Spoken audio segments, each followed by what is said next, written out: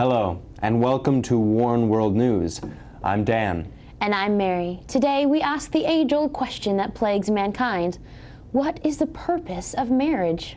If you were to judge what marriage is by reading magazines or watching television and movies, you may believe that the purpose of marriage is nothing more than a chance for romance and sexual compatibility. If the romance dies, the couple can easily dissolve the marriage. And though talk shows, reality shows, magazines, self-help psychology books, and marriage programs claim to be the experts on the subject, statistics tell us that almost 1/2 of them are doomed from the beginning and end in divorce. Facing those statistics, the majority of modern-day couples choose to live together before marriage, and about 10% of couples with children decide to never marry at all. We are told that Catholics live together, divorce, and remarry at the same rate as the rest of the world. It seems as though God has been pushed out of the equation, and chastity and virginity are forgotten virtues. Marriage is no longer a sacred or sacramental affair. Instead of the solemn covenant, it is considered nothing more than red tape, and the wedding ceremony, a theatrical legal formality. But the truth of the matter is, marriage is a sacrament and a serious commitment.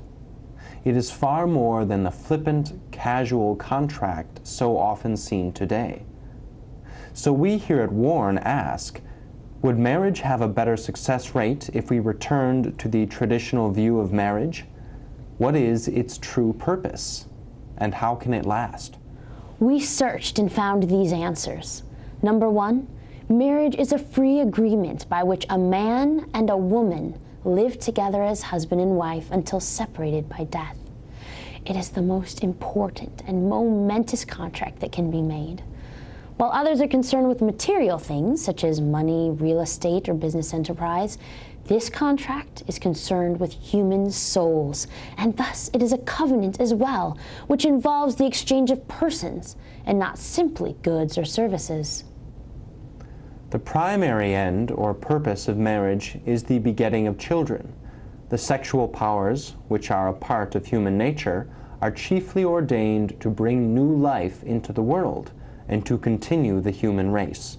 The secondary end or purpose is the joy, companionship, love, and mutual assistance that can be given to each spouse. Sexual gratification or conjugal love is included in this end. Note that sexual intimacy is meant to be part of a lifelong and total commitment, not a selfish end in itself. Despite the angry objections of men and women throughout the centuries, Holy Mother Church has stood strong and been wise enough to insist on preserving the sanctity of the sacrament of marriage. She does not waver or change her definition despite the confusion regarding divorce and remarriage and so-called homosexual marriage.